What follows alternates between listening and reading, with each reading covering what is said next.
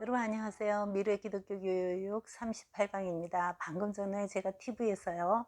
그 로봇 문화가 굉장히 산업이 굉장히 활성화되고 있다는 그런 이야기를 들었습니다. 이런 급격한 그런 바람을 일으키는 기계 문명 속에 사람이 갖는 영적인 갈망은 어떻게 될까 한번 생각을 해봐야 할 것 같습니다. 사람은 피조물이기 때문에 본능적으로 창조주를 찾게 되고 영적인 존재로 창조되었기 때문에 영적인 것을 갈망할 수밖에 없는 게 아니겠습니까? 미래에는 본능적인 목마름에 영적인 것을 찾아 헤매는 사람들이 더 많아지지만 영적이라는 의미는 확연히 달라질 것이라는 예측이 있습니다. 미래는 가상 공간 속에서의 삶에 만족하고 불안과 외로움을 반려동물이나 로봇으로 치우게 되면서 뭐 요즘은 반려돌멩이까지 있더라고요. 종교를 의지하지 않게 된다고 합니다. 종교에서 영적인 것을 찾지 않는다는 거죠. 게다가 가상 공간을 진실로 믿고 과학의 전능성을 믿게 된다는 거죠. 여러분 트루먼 쇼라는 영화를 보신 적이 있나요? 오래전에 나온 영화인데요. 미래에는 가짜 세상을 진짜 세상으로 알고 사는 사람들이 있을 수 있다는 예측을 담은 영화였습니다. 1998년에 나온 트루먼 쇼라는 영화는요. 현대 기술사의 병폐를 폭로하는 주제를 아주 기발한 상상력으로 만들어낸 픽션으로요. 마치 이러한 세상을 예견하는 것 같은 내용의 SF 코미디였습니다.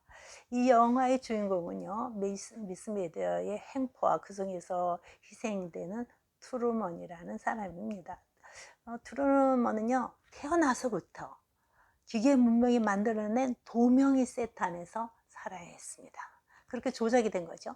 그는 인간의 기계 기술로 만들어진 인공 세트장을 온전한 세상으로 알고 살았어요. 트루먼은요, 감독의 통제 아래 제작자가 만들어낸 인간 관계와 정보 속에서만 살아야 했습니다. 그러한 트루먼의 사생활은 그대로 세계에 방영이 됐어요.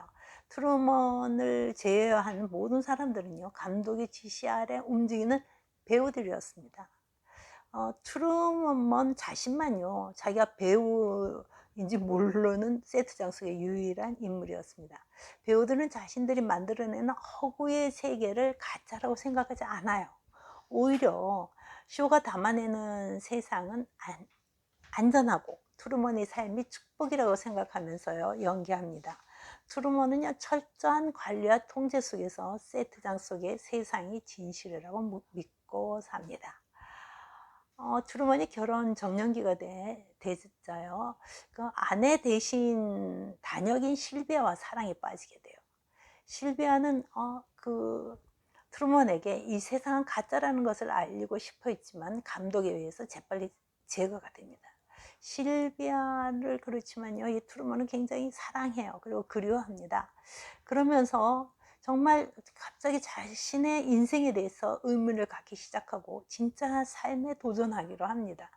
트루먼이 세트를 벗어나지 못하도록 어려서부터 뭐 바다를 두려워하게 했던 그 크리스토프는요, 그의 탈출을 막으려고 파도를 일으키지만요, 트루먼은 거의 익사징역에서도 날 막을 생각이라면 차라리 죽여라 라는 투지로 맞섭니다.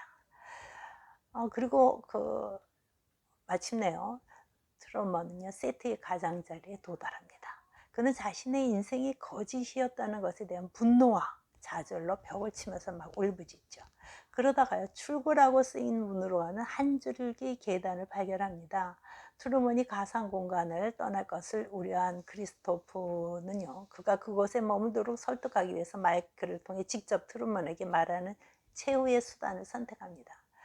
크리스토프에게 트루먼은요, 난 누구죠? 라고 자신의 정체에 대해 묻습니다. 이에 크리스토프는 내가 바로 스타야 라고 말합니다. 이에 트루먼은요, 세트장 속에서 스타로 거짓 자기를 살 것인지 아니면 세트장을 벗어나 진짜 자신을 찾을 것인지 잠시 망설입니다. 세계 시청자들은요, 숨을 죽이고 그를 지켜보죠. 감독은 다급하게 트루먼을 회유하면서 위협하고 설득합니다. 너의 두려움으로 이곳을 탈출할 수 없어. 여긴 세상에서 가장 안전한 곳이야.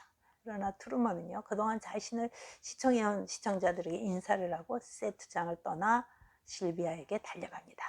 자, 네트워크 경영진들은 이제 트루먼 쇼는 끝났다고 말하는 거죠. 이 영화는요, 단순히 폭력적인 미스 메디어의 본질과 그 영향력을 말하는 영화만은 아닌 것 같습니다. 기계의 발달 속에서 정체성을 잃어가는 인간과 그 속에서 인간을 양육하면서 그것이 최상의 것이라고 생각하는 사람들과 과학의 전능성을 믿고 신을 대행하려는 오만한 인간의 모습에 관한 이야기죠. 크리스토프는요, 트루먼의 행복을 위한 보호자로 부모와 같은 역할을 하지만요, 미디어가 인간을 어떻게 조작해가고 양육하고 있는지를 보여줄 뿐이죠. 자, 연출자 크리스토프의 이름은 마치 예수 그리스도 이름을 연상케 그렇게 지어져 있어요. 그는 가상세계를 만들고 지혜하면서요, 진짜 세상은 역겹고 위험하며 기계에 의해 통제된 가공세계는 축복이라고 믿습니다. 그는 자신이 트루먼에게 특별한 삶을 살 기회를 주었다고까지 생각해요. 언론과 미스메디어의 권력을 휘둘러 인간을 통제하고 인간의 본질을 찾지 못하게 만들면서 보호라는 명목을 내세웁니다. 이는 인간이 신의 이름으로 저지른 만행을 보여주는 거죠. 감정까지 느끼는 로봇이 등장한다고도 하고, 기계가 아무리 모든 것을 통제한다 해도 인간의 본질적인 감정까지는 지배할 수 없는 것 같습니다. 사랑의 감정 말이죠. 이것이 실베아를 향한 트루먼의 사랑의 감정이었고, 인간으로서의 자신의 정체성을 찾으려는 의지였습니다. 인간에게는 가상 공간에 갇혀 안락을 추구하는 삶, 허구로 만들어진 세상에서의 거짓된 삶에서 벗어나려는 의지가 주어져 있죠. 인간은 계속해서 자신의 정체성을 질문하는 존재인 것입니다. 거기에 종교의 본질이 있는 거죠. 인간에게는 자신의 피조물이며 자신을 창조하신 분은 과학의 신봉자인 그리스토퍼가 아닌 살아계신 하나님이시라는 것을 알아가려는 의지가 있고, 창조주를 만나기 위해서는 인간의 만들어 놓은 종교라는 틀까지도 벗어버리겠다는 의지가 있습니다. 몇 년 전에요, 국민일보 미션 라이프의 커버 스토리로 지금은 성령시대라는 기사가 실린 적이 있었어요. 기사는요, 여기에 대해서 은중한 교수의 글을 실었는데요, 사람들이 교회를 통해 바라는 것은 하나님과의 만남인데도 지금의 한국교회에서는 하나님의 임재라는 가장 원초적인 채널이 사라져버렸다. 영적인 것을 원하는 사람들에게 우리 교회는 종교를 주고 있으니 문제다. 하나님과의 만남이라는 종말론적 채널을 한국교회는 되찾아야 라고 말합니다. 이제 그리고 미래의 사람들은요, 신과의 절절한 만남을 원해요. 그 만남으로 이후의 삶이 변화되기를 원합니다. 그러나 일반적으로 말하는 영성은요, 기계 문명이 메마른 현실의 삶 속에서 평안과 내적 만족을 가져다 줄 수 있는 개인적인 체험일 뿐입니다. 그래서 그들은요, 자신들의 명상, 요가, 뉴에이지, 동양 종교적 소그룹이나 세미나를 통해서요, 자아를 발견한다, 또 삶의 목적과 의미를 탐구하고 있다, 이렇게 의미를 부여하는 거죠. 불교나 이슬람, 힌두교 등은요, 종교적 영성은요, 인간의 노력으로 초월자를 찾고 초월적인 존재로 인해 종교적 영성을 개발시키며 삶의 목적을 찾고자 한다는 것입니다. 인간 스스로의 힘으로 우주와의 조화나 초월적인 경지에 이르러 신적 존재가 되려고 한다는 거죠. 그러나 그것들은요, 하나님과 인격적으로 만나고 하나님과의 관계를 위해 회복 속에서 성령이 도우심으로 그리스도를 닮아가며 이전과는 다른 삶을 은혜로 받는 기독교의 영성과는 다릅니다. 요엘 선지자가 요엘서 2장 28절에서 예언했던 그 후에 내가 내 영을 만민에게 부어주겠다는 말씀의 성취는요, 예수 그리스도께서 부활 승천하신 후에 사도행전 2장 오순절 성령 강림으로 성취된 게 아니겠습니까?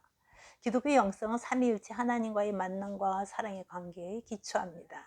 그 관계 속에서 하나님께 대한 믿음과 순종의 기쁨과요, 소망을 갖고 예수 그리스도의 삶을 따르는 것이죠. 성령님은 하나님의 자녀들이 하나님과 살아가면서 그분을 닮아 거룩한 경건의 삶을 살도록 도우십니다.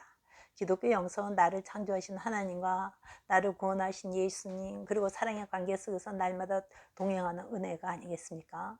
하나님과 동행하는 삶은요, 열매 맺는 삶입니다. 우리의 내면이 그런즉 누구든지 그리스도 안에 있으면 새로운 피조물이라. 이전 것은 지나갔으니 보라 새 것이 되었도다.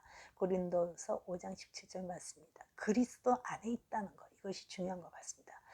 전인적인 변화를 이루면서 성령님의 임재하심과 인도하심에 순종하고 동행하며 감사할 때 성숙한 그리스도인으로 열매를 맺을 수 있게 된다고 생각합니다.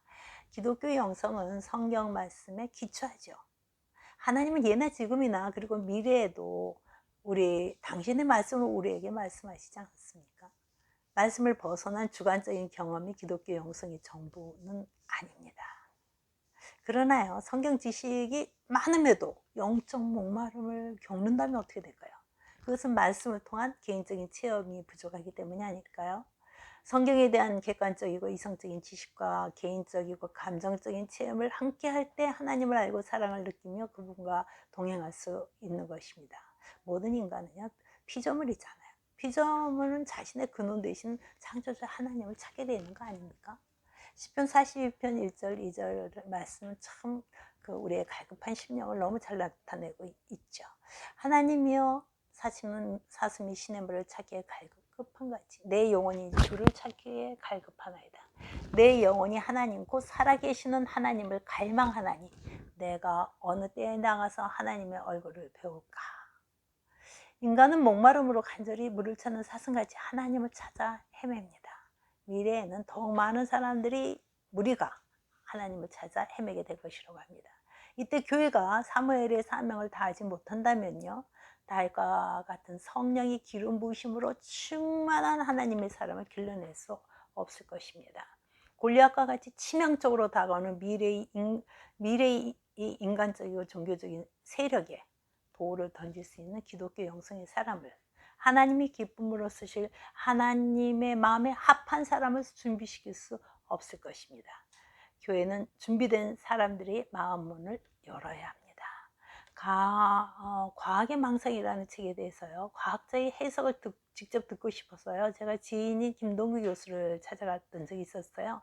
마침 김 교수는요, 액자 하나를 벽에 걸 준비를 하고 있었는데요, 그 액자에는 김 교수 자신이 지었다는 글귀가 적혀 있었어요. 불현듯 불어오는 은혜의 바람, 나는 오늘도 닫힌 문을 연다. 많은 사람들이요, 닫힌 마음의 문을 열 준비를 하고 은혜의 바람이 불어오기를 기다리고 있는 미래의 초도에 우리는 서 있습니다. 우리는 사무엘과 같이 기름불병에 기름을 채워야 합니다. 그리고 사슴의 갈급함 같이 사모하는 이들의 심령에 은혜의 성령의 바람이 불어오기를, 그리고 그날 이후 그들의 삶이 다윗의 삶처럼 변화되기를, 그리고 그들이 하나님의 영에 크게 감동한 삶을 살 수 있기를 위해 절박한 기도를 드려야 할 것 같습니다. 사도행전 2장 17절 약속의 말씀이 패역한 시대에 우리에게 힘이 되어줍니다. 하나님은 말씀하시기를 말씀에 내가 내 영을 모든 육체에 부어주리니 너희의 자녀들은 예언할 것이요 너희의 젊은이들은 환상을 보고 너희의 늙은이들은 꿈을 꾸리라. 우리 자녀들이, 젊은이들이 성령으로 충만하여 주님의 사역을 할 수 있도록 우리들은 꿈을 꾸며 간절히 기도해야 할 것 같습니다. 자, 건강하시고요. 다음 주에 뵙죠.